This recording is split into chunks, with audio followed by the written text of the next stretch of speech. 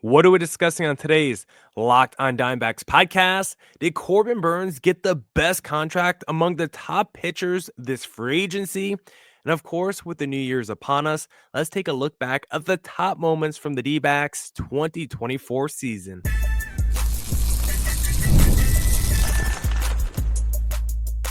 You are Locked on Diamondbacks, your daily Arizona Diamondbacks podcast, part of the Locked on Podcast Network, your team every day. Welcome into the Locked on Diamondbacks podcast, part of the Locked on Podcast Network, your team every day. You're listening to who? The always charismatic host of this podcast, Millard Thomas, multimedia journalist and a graphic designer. So please go check out my website, millardthomas24.myportfolio.com. On there you can see all my latest work, from my packages to my articles to my photos and my graphic design. On today's Locked on Diamondbacks podcast, we're going to discuss, did Corbin Burnes get the best deal among the top pitchers this offseason? Should all the D-back starters be available for trade this offseason? And then discussing, I know the D-backs didn't make the playoffs this year, but we can still discuss the best moments from 2024. So we got a jam-packed pod for you guys this New Year's. I want to say thank you for making Locked on Diamondbacks your first listen every day in 2024. I hope you do the same in 2025. We're streaming on all platforms. And of course, we're also streaming on YouTube. So please hit subscribe to Locked on Diamondbacks on YouTube, and we'll see you all in 2025. All right, back here on the Locked on Diamondbacks podcast, and I want to discuss, did Corbin Burnes get the best contract among all the top pitchers this offseason? Because I think he did. If you guys been listening to the podcast for a while, I always say, I don't like paying 30-year-old pitchers big money. I think that's always bad business deals. I think those are bad investments. Whenever it's like 5+ years, $150+ million. I think if you look at the history of those kind of contracts, the last 15 years, I think it's very 50-50 those deals work out. But when comparing Corbin Burnes versus what Blake Snell got and what Max Fried got, it made me rationalize and feel very good about Corbin Burnes' contract, because the details by John Gambador just came out this past week. And honestly, I'm not mad at it. I thought the D-backs were very fiscally responsible with how they laid out the Burnes contract, especially comparing it to Snell's and Fried's, which we'll get into in a second.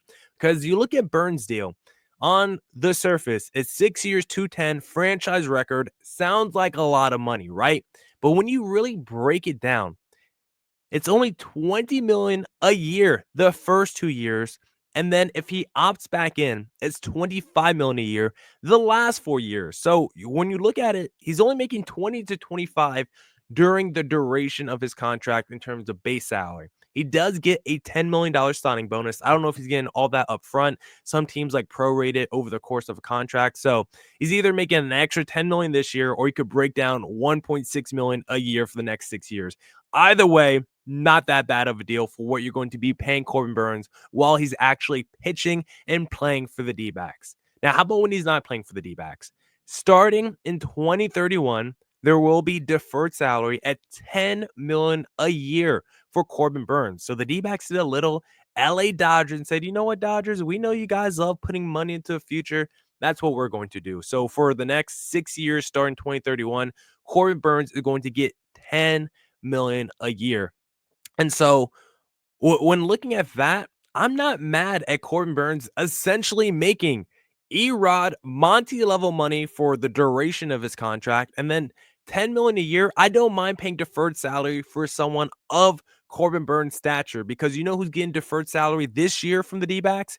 You know he's getting $5 million, half of what Corbin Burnes is, but nowhere near half the player when we signed him. Madison Bumgarner. He's nowhere near he's not even half as good as Corbin Burnes is right now at the time that Mad Bum signed with the D-backs. Yet he's getting $5 million in deferred salary. I would be happy if the D-backs paid Corbin Burnes $20 million a year in deferred salary, considering Mad Bum is getting $5 million. And so love the way the deal is laid out for Burnes financially. I don't think it's crazy at all, actually. And then $10 million a year in deferred salary for only 6 years, and it happens pretty quickly after his contract is done. I don't mind that at all for Corbin Burnes, because when comparing it to like Max Fried's deal, They both got like the same in terms of total value of their contracts, but it's not the same in terms of years, right?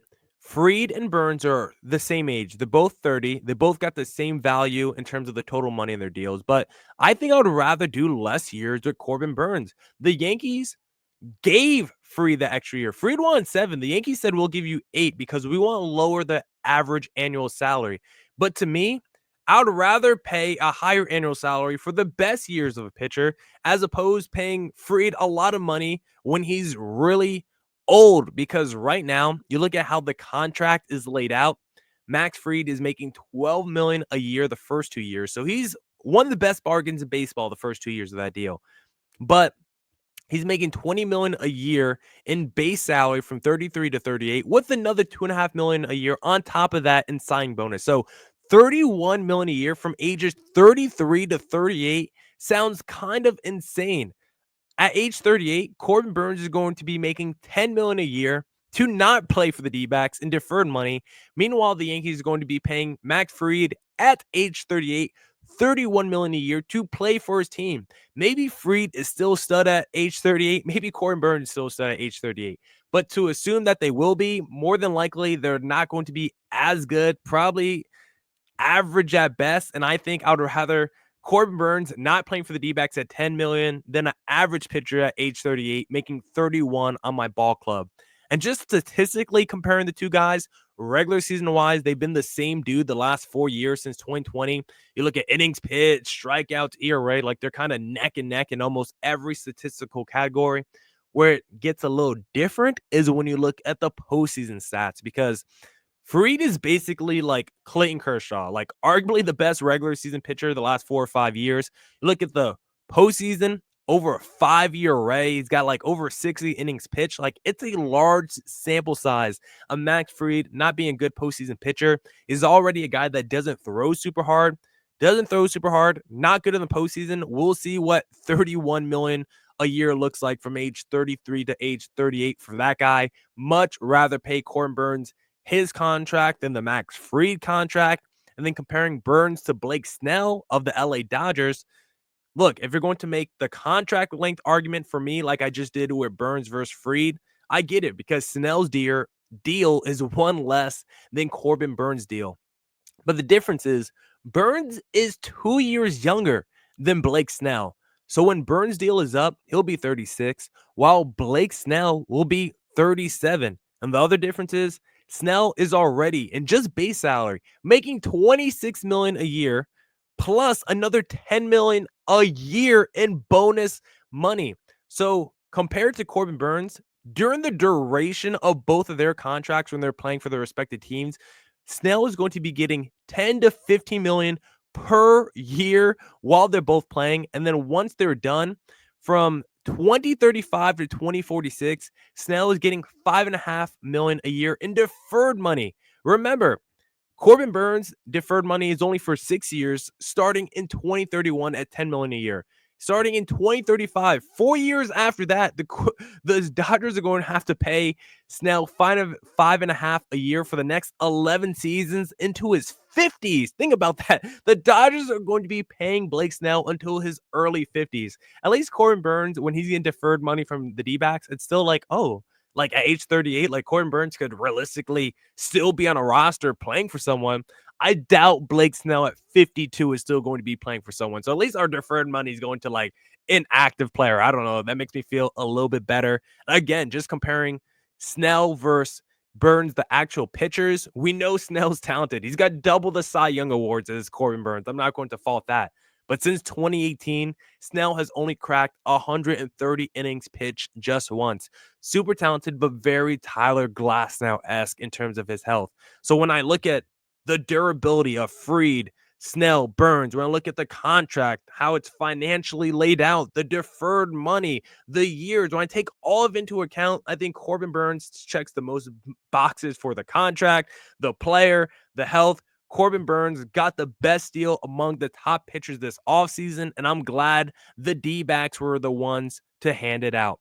Now I want to discuss if every D-back starter should be available for trade in 2025. We'll discuss that in segment number 2. Did Rocket Money help you find any subscriptions you forgot about or that you were paying for twice?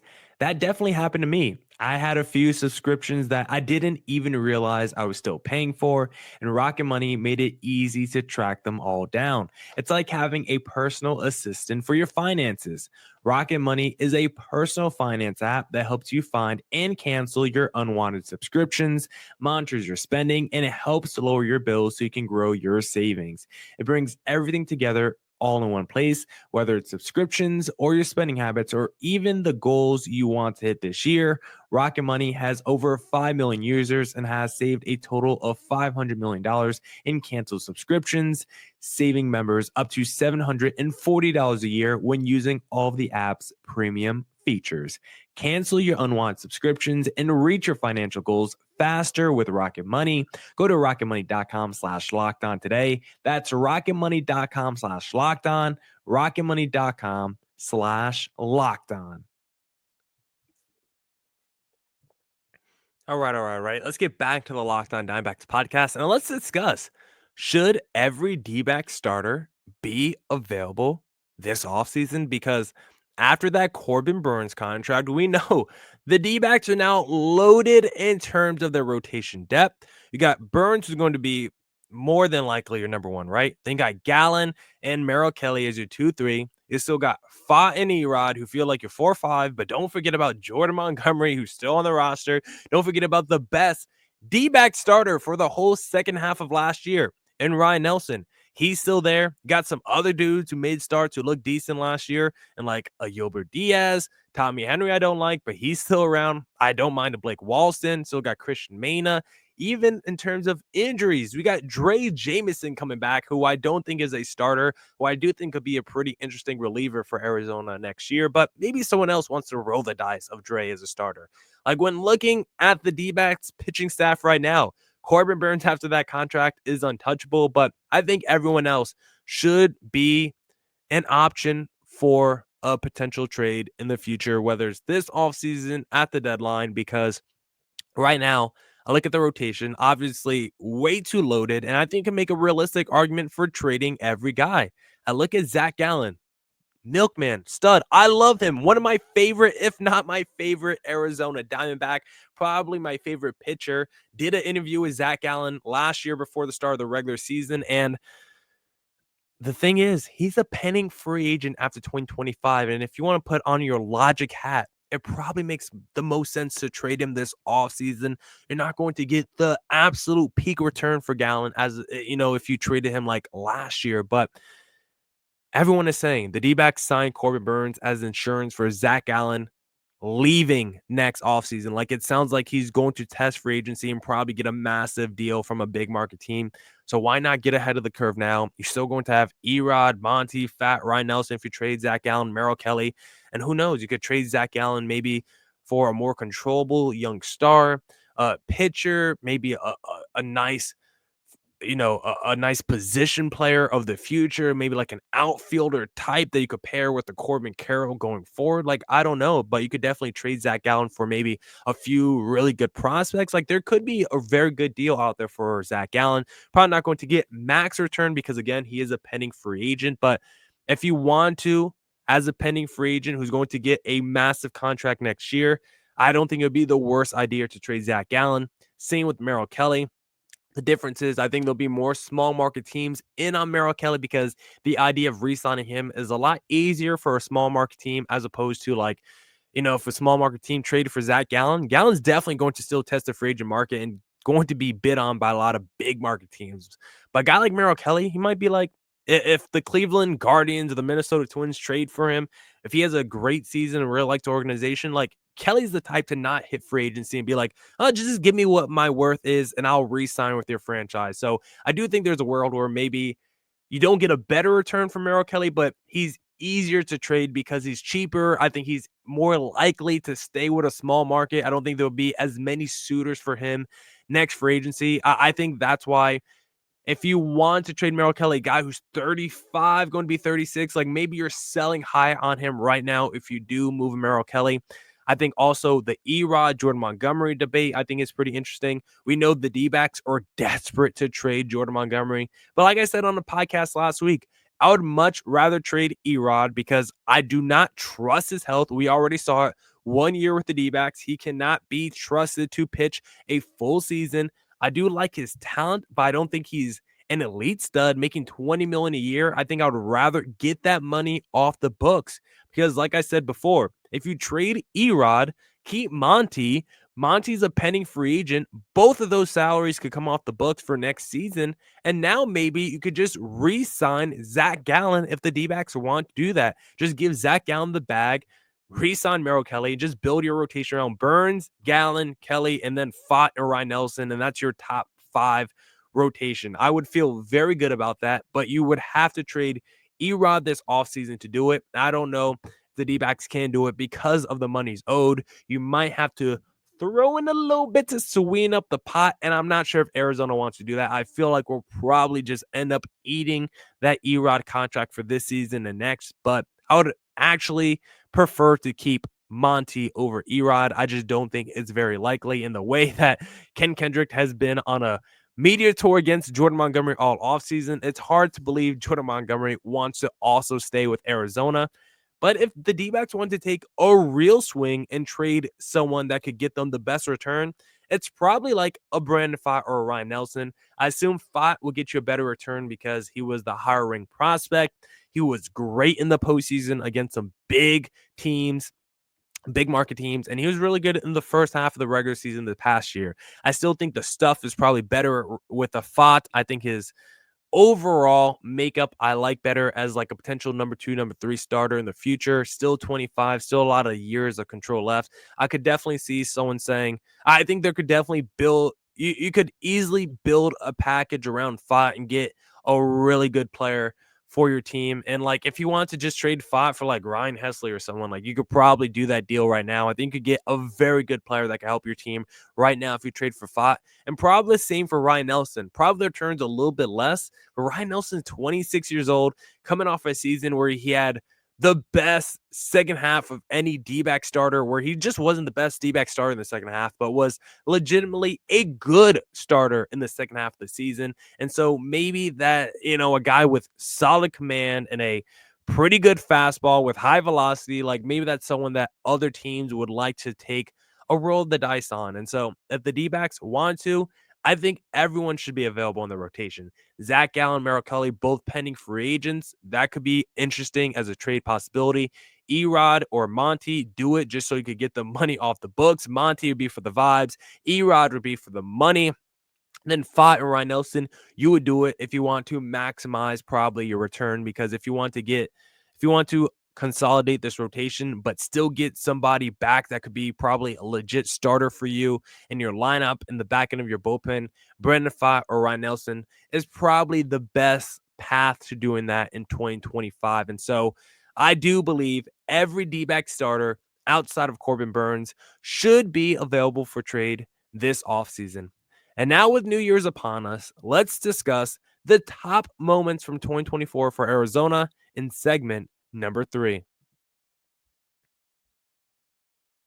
The NFL playoffs are almost here, but it's not too late to get in on the regular season action with FanDuel, America's #1 sportsbook. Because right now, new customers can finish the season strong with $250 in bonus bets if you win your first $5 bet.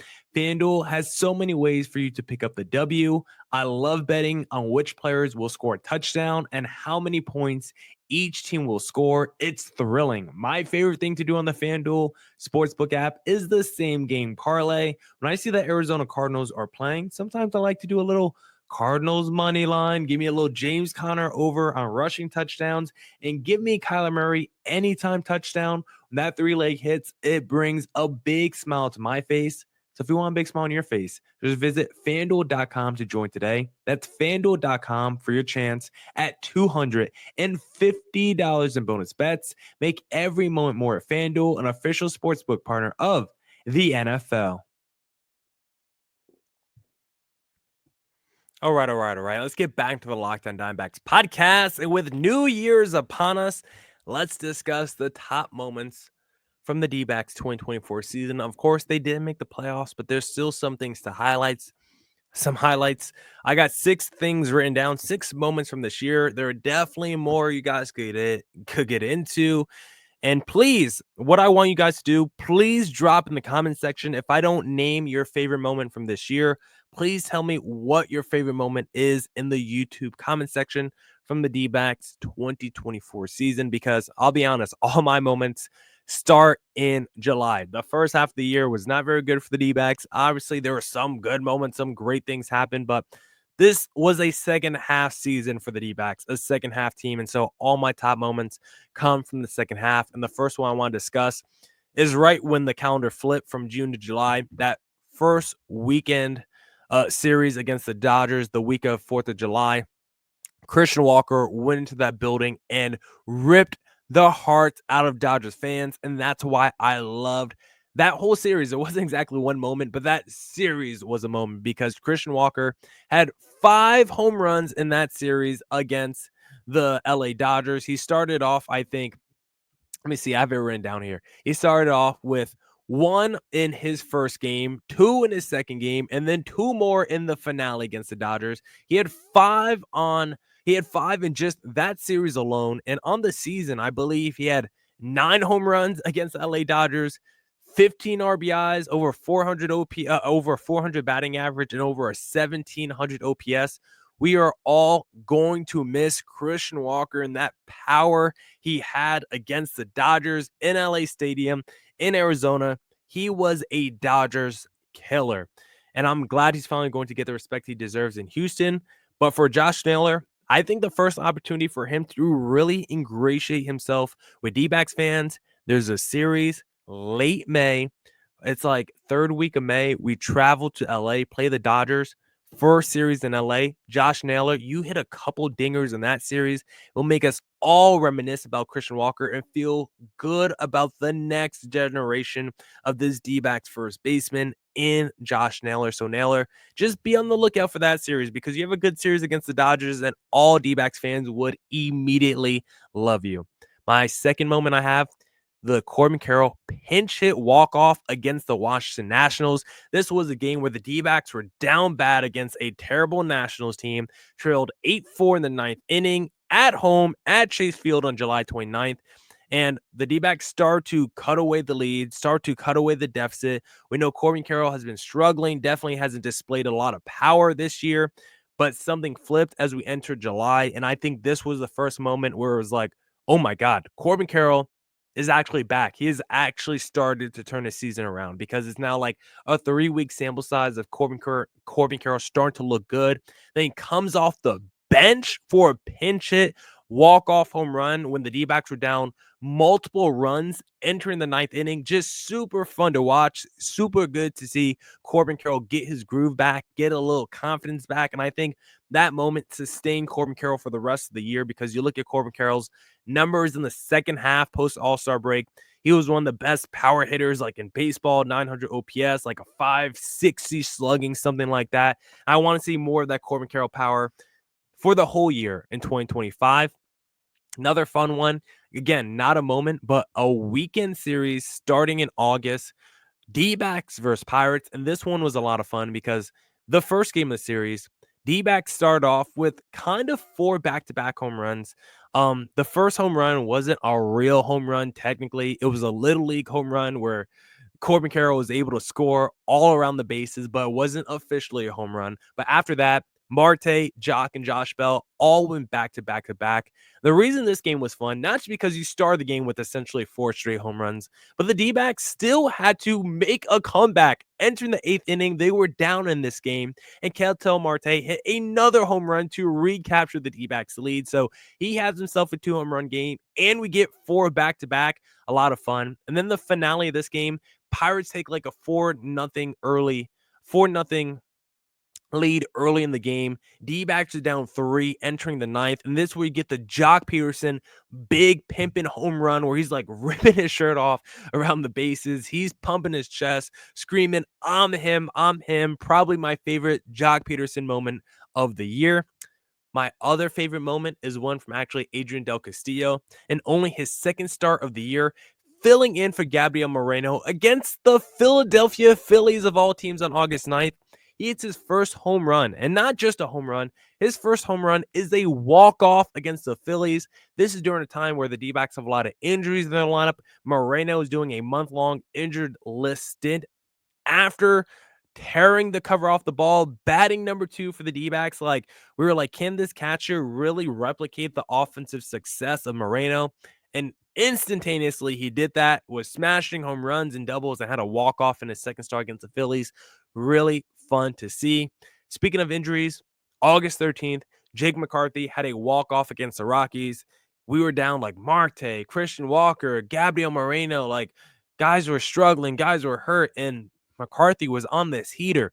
13 hits in 6 games. In the middle of that, he had this walk-off against the Colorado Rockies, where I know the Rockies are not good, but because of all the injuries and how down bad the D-backs were, like, we needed that W against the Rockies. And so Jake McCarthy coming through in that situation was a huge moment for Arizona this season, especially considering, I mean, the D-backs were tied for the last wildcard spot. Like, that shows you how important that kind of W is.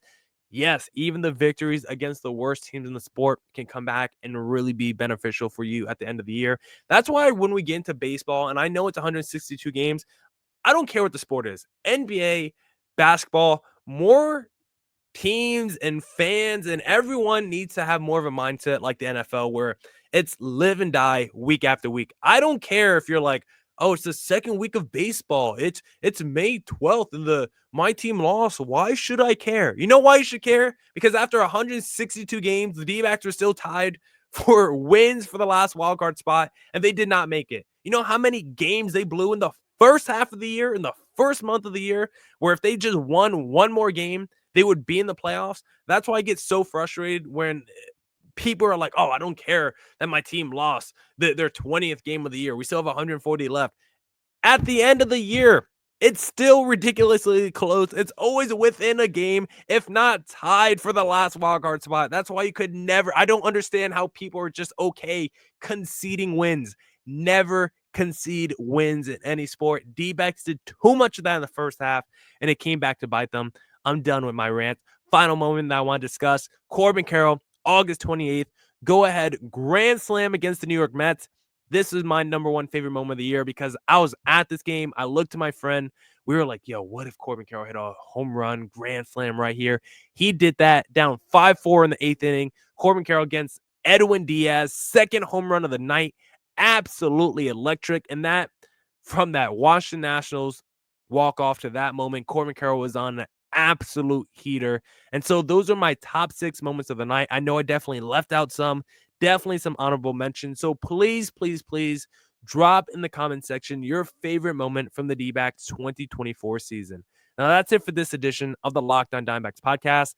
Happy New Year to everyone. Please come back next year, 2025, for more Diamondbacks news coverage and insight. And as always, stay safe, stay healthy.